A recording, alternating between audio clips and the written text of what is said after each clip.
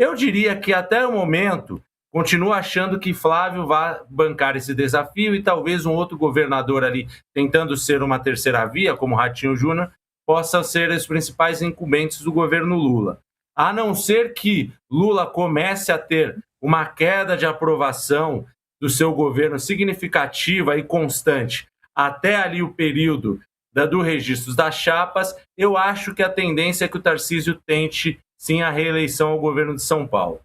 E tem mais notícias envolvendo o governador de São Paulo. Tarcísio de Freitas praticamente dobrou em 2 anos o orçamento para as chamadas emendas voluntárias, que são indicadas por deputados estaduais. O repasse das emendas é alvo de críticas por falta de transparência e está na mira do ministro do Supremo Tribunal Federal, Flávio Dino. Procurado pelo UOL, o governo de São Paulo disse que está fortalecendo a transparência, rastreabilidade e a publicidade. Letícia, então as emendas parlamentares não são um mal único do Congresso Nacional, né? Nos estados também há falta de transparência.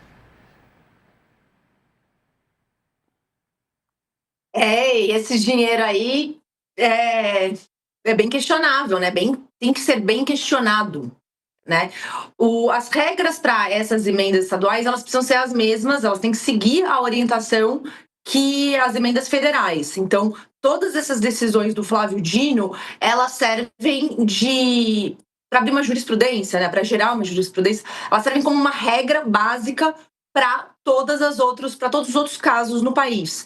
Então, ele determina ali algo que atinge o executivo federal, né? Ou a Câmara Federal, e aí vai escalonando para o resto do país. Por isso que o governo de São Paulo fala rastreabilidade, transparência, publicidade, que são as exigências que o Supremo Tribunal Federal tem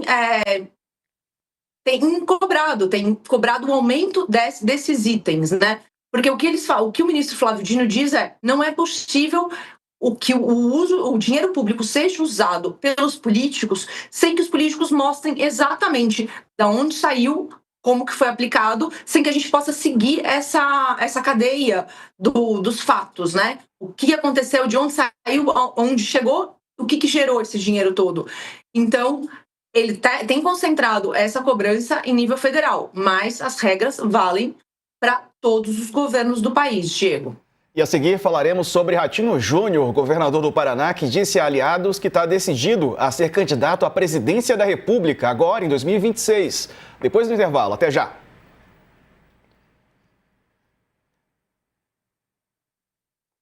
No YouTube seguimos ao vivo, Paulo. Bom, e essa falta de transparência também nas emendas do governo do estado de São Paulo?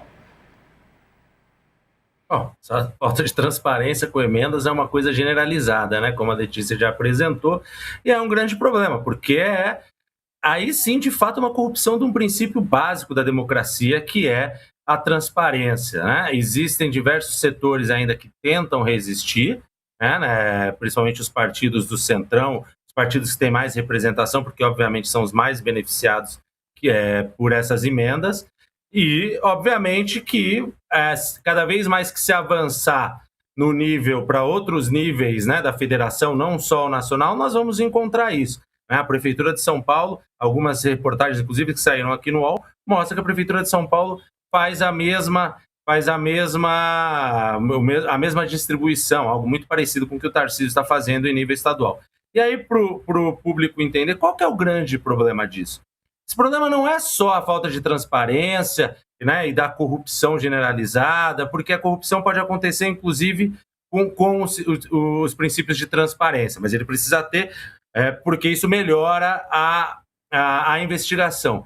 Mas o que é importante é efetivamente que isso simplesmente corrompe e impossibilita, muitas vezes, as nossas políticas públicas de caráter mais universal que são defendidas na nossa Constituição. Então, fica muito difícil depois nós ficarmos em períodos eleitorais reclamando da qualidade da educação, da segurança, da saúde, se nós estamos ainda, né, apoiando candidatos, deputados, vereadores, porque eles distribuem emendas de forma ultraparticularista para questões muito insignificantes no que diz respeito a um país de tamanha dimensão como o Brasil.